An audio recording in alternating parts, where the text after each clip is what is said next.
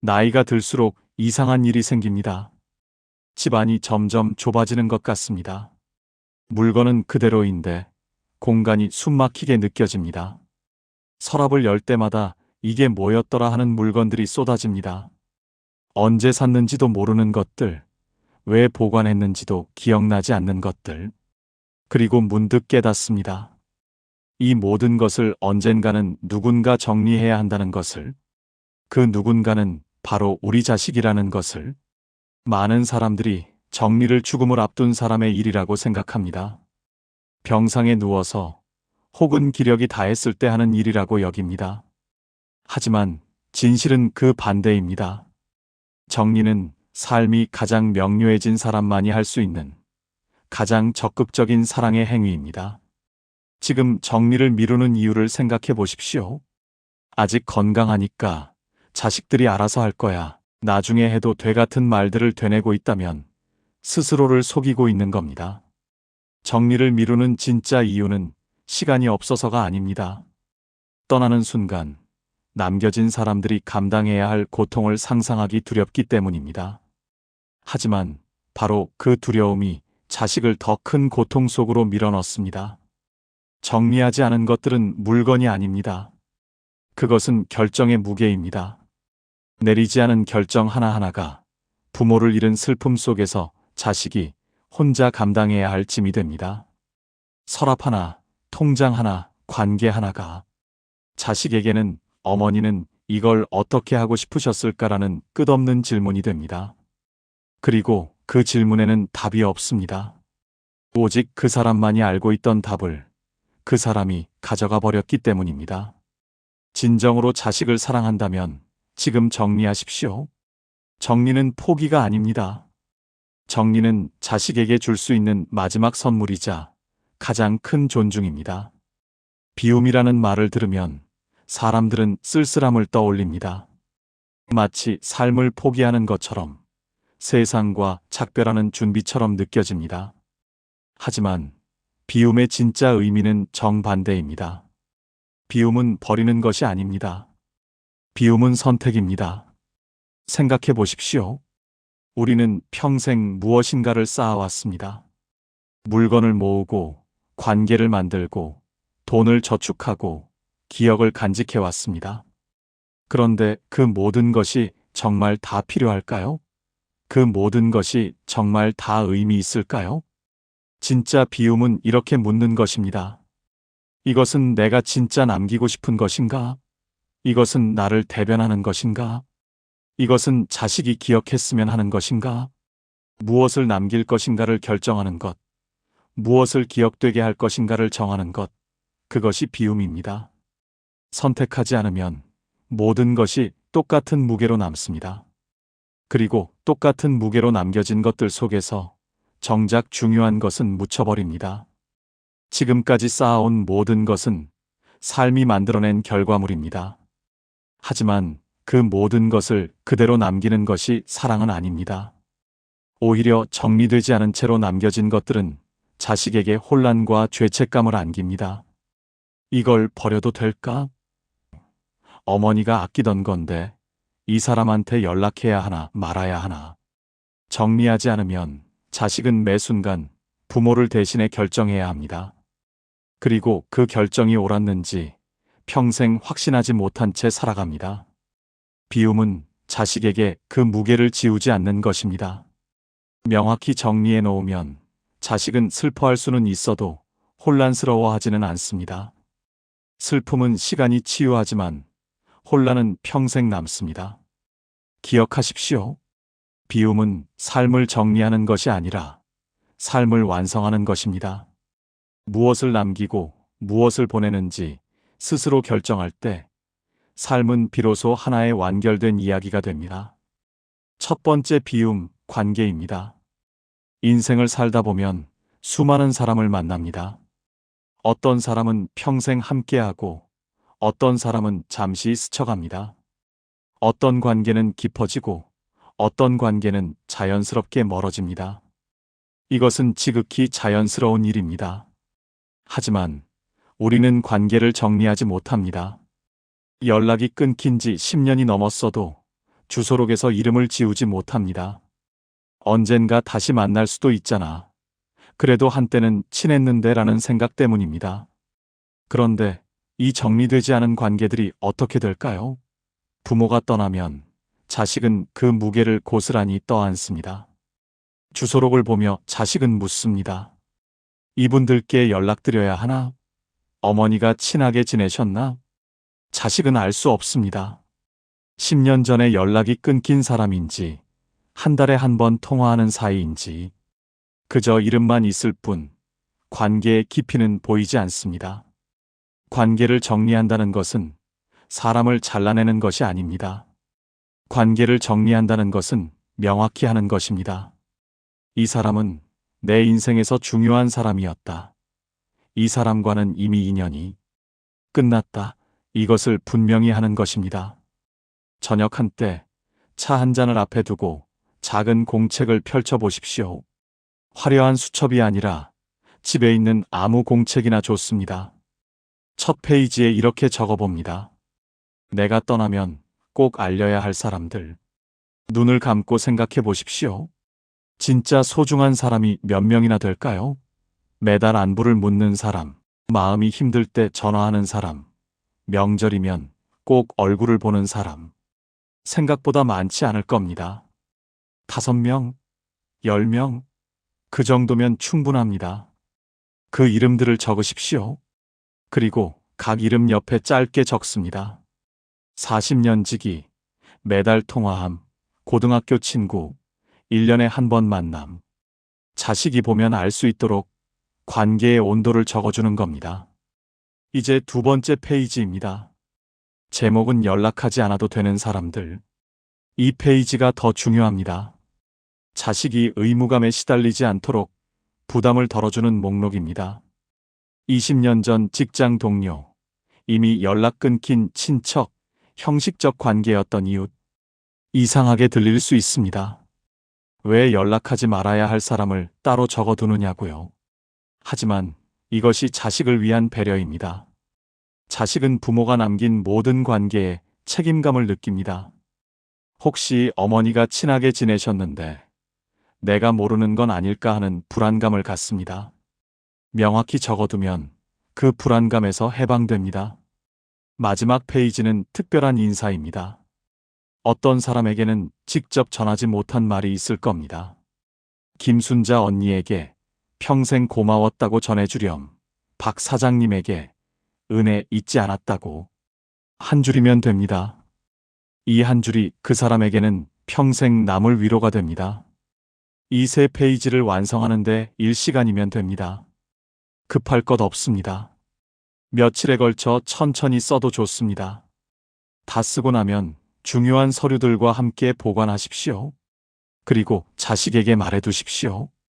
이 공책이 어디 있는지 알아둬라고.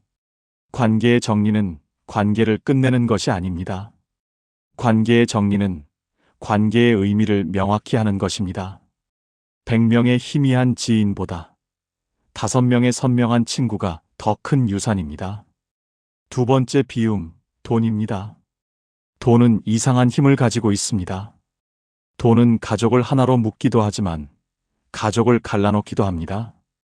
특히 부모가 떠난 뒤 정리되지 않은 돈은 형제자매 사이에 깊은 상처를 남깁니다. 여기서 문제는 돈의 많고 적음이 아닙니다. 문제는 불명확함입니다. 통장이 어디 있는지 모르고 비밀번호를 알 수 없고 자동이체가 어디 걸려 있는지 알 수 없을 때 혼란이 시작됩니다. 자식들은 집안을 뒤집니다. 서랍마다, 옷장마다, 책 사이사이를 뒤집니다. 그 과정에서 형제자매 사이에 미묘한 긴장이 생깁니다. 혹시 형이 먼저 찾은 건 아닐까? 동생이 뭔가 숨기는 것 같아. 아무도 그런 의심을 품고 싶지 않습니다. 하지만 불명확함은 의심을 낳습니다. 투명하지 않으면 의심이 자랍니다. 그리고 그 의심은 평생 관계에 금이 가게 만듭니다. 돈의 정리는 재산 목록을 작성하는 것이 아닙니다. 돈의 정리는 투명함을 만드는 것입니다. 자식들이 의심하지 않고 서로를 믿을 수 있도록 명확함을 선물하는 것입니다. 이번 주말 한때 이 시간만 내보십시오. 토요일 오전이 좋습니다. 아무도 방해하지 않는 조용한 시간에 식탁에 앉으십시오. 그리고 집안의 모든 통장, 카드, 보험증서, 부동산 서류를 꺼냅니다. 서랍마다, 옷장 구석구석, 책장 사이사이 모두 찾아내십시오. 처음에는 막막할 겁니다. 이게 다 어디 있더라 하지만 천천히 하나씩 찾다 보면 생각보다 많지 않습니다. 이제 A사 용지 한 장을 펼칩니다. 손으로 쓰든 컴퓨터로 치든 상관없습니다. 중요한 것은 두 부를 만드는 것입니다. 하나는 본인이, 하나는 가장 믿을 수 있는 자식이 보관합니다. 맨 위에 오늘 날짜를 적습니다. 그리고 간단한 목록을 만듭니다.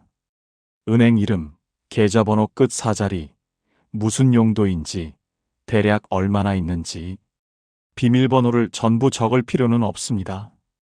오히려 적지 않는 게 안전합니다. 대신 힌트를 적으십시오.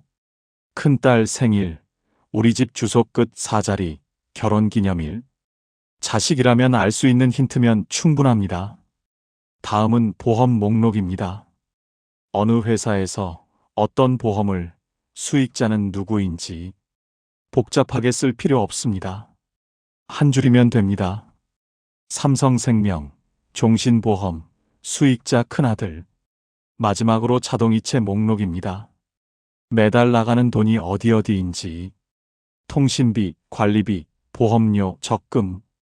이것들을 적어두면 자식은 부모가 떠난 뒤 갑자기 날아오는 청구서에 당황하지 않습니다. 어떤 분들은 묻습니다. 자식에게 내 재산을 다 알리는 게 찝찝한데요. 괜찮습니다. 정확한 금액을 쓸 필요는 없습니다. 약 500만 원, 약 1000만 원 대략만 적어도 됩니다. 중요한 것은 금액이 아닙니다. 중요한 것은 통장이 어디 있는지, 어떻게 찾을 수 있는지입니다. 지도를 그려주는 겁니다.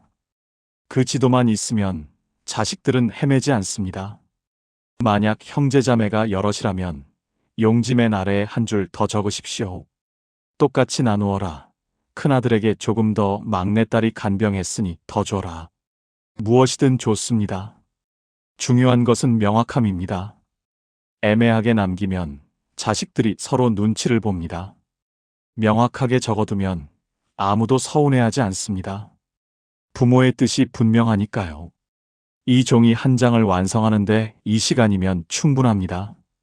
투명 파일에 넣어서 중요 서류 보관함에 넣으십시오. 그리고 6개월마다 한 번씩 꺼내서 확인하십시오. 통장이 해지되었는지, 새로 만든 건 없는지 업데이트하면 됩니다. 돈의 정리는 숫자의 문제가 아닙니다. 돈의 정리는 신뢰의 문제입니다. 투명함이 가족을 지킵니다. A사 용지 한 장이 형제자매를 지키고 가족의 평화를 지킵니다. 세 번째 비움, 기억입니다. 우리는 기억을 물건으로 간직합니다. 오래된 사진, 입지 않는 옷, 먼지 쌓인 기념품들. 이것들은 모두 그때를 증명하는 증거입니다. 내가 이런 사람이었어. 이런 일이 있었어. 이렇게 살았어. 하지만 여기에 역설이 있습니다. 기억의 증거를 많이 남길수록 기억은 오히려 흐려집니다. 100개의 물건이 쌓여 있으면 정작 중요한 하나가 묻혀버립니다. 생각해 보십시오. 서랍 가득한 사진 중에서 진짜 소중한 사진이 몇 장이나 될까요? 옷장 가득한 옷 중에서 특별한 의미가 있는 옷이 몇 벌이나 될까요? 선반 위 기념품 중에서 진짜 기억하고 싶은 순간을 담은 것이 몇 개나 될까요? 많은 것을 남기는 것이 많은 것을 기억하는 것은 아닙니다. 오히려 적게 남길수록 그것은 더 선명해집니다. 자식의 입장에서 생각해 보십시오. 부모가 떠나고 집 안 가득한 물건들 앞에 섭니다. 자식은 이렇게 생각합니다. 이게 어머니한테 중요한 거였나? 버려도 되나? 버리면 불효하는 것 같은데. 결국 자식은 아무것도 버리지 못합니다. 모든 것을 보관하려 애씁니다. 창고를 빌리고 짐을 옮기고 그러다가 결국 몇 년 뒤 한꺼번에 정리업체를 부릅니다. 그때 자식은 죄책감에 시달립니다. 어머니 물건을 이렇게 한꺼번에 버려도 되는 건가? 하지만 만약 부모가 미리 선택해 두었다면 어떨까요? 이 5가지는 꼭 간직해라. 나머지는 다 버려도 괜찮다 이렇게 명확히 해두었다면 자식은 죄책감 없이 정리할 수 있습니다. 기억을 정리하는 것은 기억을 버리는 것이 아닙니다. 기억을 정리하는 것은 기억을 선명하게 만드는 것입니다. 매일 10분만 투자해 보십시오. 타이머를 맞춥니다. 하루에 한 서랍만 엽니다. 오늘은 옷장 서랍 하나, 내일은 책장 한 칸, 모레는 주방 서랍 하나. 서랍을 열면 모든 것을 꺼냅니다. 바닥에 펼쳐놓습니다. 그리고 물어봅니다. 이것은 내가 기억되고 싶은 모습인가? 이것은 자식에게 전하고 싶은 이야기인가? 세 무더기로 나눕니다. 첫 번째 무더기, 자식에게 주고 싶은 것. 이것은 가장 작아야 합니다. 진짜 의미 있는 것만 남깁니다. 오래된 편지 한 통, 특별한 사진 몇 장, 소중한 장신구 하나. 많아야 5개입니다. 이 물건들에는 작은 메모지를 붙입니다.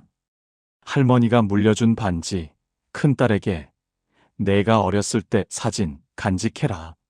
한 줄이면 됩니다. 이 한 줄이 물건의 이야기를 입힙니다. 물건이 아니라 기억이 됩니다. 두 번째 무더기, 버려도 되는 것. 이것이 가장 커야 합니다. 10년 넘게 안 쓴 물건, 언제 샀는지도 모르는 것들, 고장난 물건, 유행 지난 옷. 주저하지 마십시오. 버리는 것이 죄가 아닙니다. 오히려 정리하지 않고 자식에게 떠넘기는 것이 더 큰 짐입니다. 버리면서 감사하십시오. 그동안 고마웠어. 이렇게 말하고 보내면 됩니다. 세 번째 무더기, 아직 쓸 것. 실제로 지금 사용하는 물건들입니다. 이것들은 다시 서랍에 넣습니다. 다만 정리해서 넣습니다. 찾기 쉽게, 쓰기 편하게. 10분이 지나면 멈춥니다. 더 하고 싶어도 내일 합니다. 급할 것 없습니다. 이렇게 하루 10분씩 한 달이면 집안의 모든 공간을 정리할 수 있습니다. 특별히 중요한 물건들은 작은 상자 하나에 모아둡니다. 특별 보관함이라고 적어둡니다. 자식에게 말해둡니다. 이 상자 안에 있는 것들은 내가 특별히 남기고 싶은 거야. 상자가 작을수록 좋습니다. 신발 상자 크기면 충분합니다. 작은 상자 하나가 100개의 물건보다 더 큰 의미를 담습니다. 100개의 희미한 기억보다 5개의 선명한 기억이 더 오래 남습니다. 적게 남기는 것이 더 깊이 기억되는 것입니다. 네 번째 비움, 감정입니다. 인생을 살다 보면 관계 속에서 상처를 주고받습니다. 누군가에게는 미안함이 남아있고 누군가에게는 서운함이 남아있습니다. 누군가와는 오래전에 다툰 채로 연락이 끊겼고 누군가에게는 고마운 마음을 전하지 못했습니다. 이런 감정의 빚을 안고 떠나면 그 빚은 자식에게로 옮겨갑니다. 장례식장에서 자식은 난처한 상황을 마주합니다. 어머니와 사이가 안 좋았는데 조문을 와야 하나 말아야 하나. 어머니께 은혜를 입었다며 찾아오시는 분이 계신데 저는 누군지 모르겠어요. 자식은 부모가 해결하지 못한 관계의 매듭을 대신 풀려고 애씁니다. 하지만 그것은 자식의 몫이 아닙니다. 관계의 매듭은 그 관계를 맺은 사람이 풀어야 합니다. 감정의 빚을 정리한다는 것은 완벽한 화해를 의미하지 않습니다. 감정의 빚을 정리한다는 것은 마음속에 매달려 있는 무게를 내려놓는 것입니다. 조용한 오후 한때 차 한 잔을 앞에 두고 앉으십시오. 종이 한 장을 꺼냅니다. 제목은 정리하고 싶은 마음. 왼쪽에 미안한 사람을 적습니다. 눈을 감고 떠올려 봅니다. 진짜 마음에 걸리는 사람이 떠오릅니다. 많지 않을 겁니다. 서너 명 정도. 그 이름을 적고 옆에 짧게 적습니다. 사촌 동생, 20년 전 다툼, 옛 친구, 약속 어긴 일. 오른쪽에는 고마운 사람을 적습니다. 인생에서 도움을 받았는데 제대로 감사를 전하지 못한 사람들입니다. 이것도 서너 명이면 됩니다. 고등학교 은사님, 진로 상담해 주심, 옛 직장 상사, 어려울 때 도와주심. 이제 선택입니다. 모든 관계를 다 풀 필요는 없습니다. 그 중에서 딱 한 사람만 고릅니다. 가장 마음에 걸리는 한 사람. 그 사람에게 연락합니다. 오늘 안 해도 됩니다. 이번 주 안에 합니다. 전화를 걸거나 편지를 씁니다. 긴 대화가 필요 없습니다. 그동안 잘 지냈어? 문득 내 생각이 나서. 예전 일은 다 잊자. 나도 나이 드니까 그런 거 다 정리하고 싶더라고. 이 정도면 충분합니다. 편지도 마찬가지입니다. 긴 편지가 아니라 짧은 엽서 한 장입니다. 잘 지내시죠? 요즘 나이가 드니 예전 일들이 자꾸 생각나네요. 그때는 제가 철이 없었어요. 이제는 다 괜찮아졌으면 좋겠어요. 모든 관계를 다 풀 수는 없습니다. 어떤 관계는 영원히 회복되지 않습니다. 괜찮습니다. 중요한 것은 시도입니다. 자식은 부모가 관계를 풀려고 노력했다는 것만으로도 위로를 받습니다. 만약 정말 연락할 수 없는 사람이라면 편지를 씁니다. 보내지 않을 편지입니다. A사 용지에 그 사람에게 하고 싶었던 말을 다 씁니다. 사과든 감사든 해명이든 모두 씁니다. 다 쓰고 나면 봉투에 넣습니다. 봉투 겉면에 읽지 말고 태워주세요라고 씁니다. 그리고 중요 서류함에 넣어둡니다. 자식은 이 편지의 존재만으로도 부모가 어떤 관계를 정리하고 싶어 했는지 알게 됩니다. 읽지 않아도 됩니다. 태우는 의식 자체가 부모를 대신한 마무리가 됩니다. 감정의 빚을 정리하는 것은 용서를 구하거나 용서하는 것만을 의미하지 않습니다. 때로는 그냥 내려놓는 것입니다. 이제 그만 생각하기로 했어. 이것만으로도 충분한 정리입니다. 다섯 번째 비움, 통제입니다. 이것이 가장 어렵습니다. 가장 미묘하고 가장 깊은 비움입니다. 인생의 마지막 순간까지 우리는 통제하려고 합니다. 자식이 어떻게 살아야 하는지, 무엇을 해야 하는지, 누구를 만나야 하는지, 조언이라는 이름으로, 걱정이라는 이름으로, 사랑이라는 이름으로 우리는 끝없이 영향을 미치려고 합니다.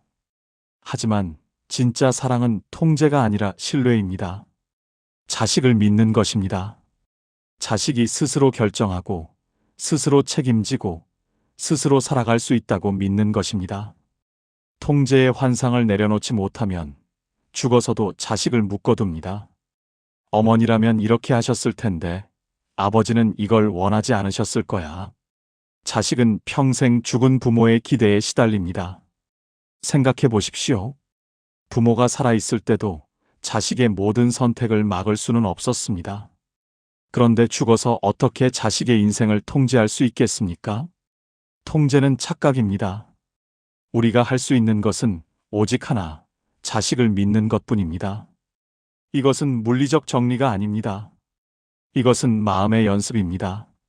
매일 밤 잠들기 전 3분, 눈을 감고 조용히 생각합니다.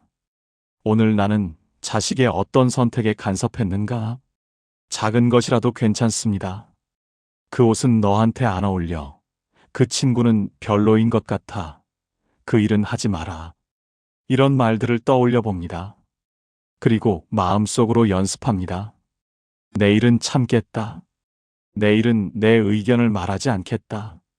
자식이 스스로 선택하게 두겠다. 처음에는 어렵습니다. 참기 힘듭니다. 괜찮습니다. 완벽할 필요 없습니다. 조금씩 연습하면 됩니다. 하루에 한 번만 참아도 됩니다. 자식과 대화할 때 새로운 문장을 연습하십시오. 내 생각에는으로 시작하지 말고 내 생각은 어때? 로 시작합니다. 이렇게 해라고 말하지 말고 어떻게 할 거야? 라고 묻습니다. 내가 다 알아서 해줄게라고 말하지 말고 내가 결정해봐라고 말합니다. 가장 중요한 연습은 이것입니다. 자식이 실수해도 참는 것입니다. 자식이 잘못된 선택을 해도 당장 나서서 고쳐주지 않는 것입니다. 실수는 자식의 것입니다. 실수에서 배우는 것도 자식의 몫입니다. 부모가 모든 실수를 막아주면 자식은 배울 기회를 잃습니다. 유언을 쓸 때도 마찬가지입니다. 구체적인 지시를 남기고 싶은 유혹이 생깁니다. 이렇게 살아라, 저렇게 하지 마라, 이 사람을 조심해라. 하지만 참으십시오. 유언은 짧을수록 좋습니다. 너희를 믿는다. 너희가 잘할 줄 안다. 행복하게 살아라. 이 정도면 충분합니다. 자식은 부모의 신뢰를 먹고 자랍니다. 통제는 자식을 약하게 만들지만 신뢰는 자식을 강하게 만듭니다. 가장 어려운 연습은 내가 없어도 괜찮을 거야라고 믿는 것입니다. 부모는 자신이 없으면 자식이 무너질 거라고 생각합니다. 하지만 그것은 착각입니다.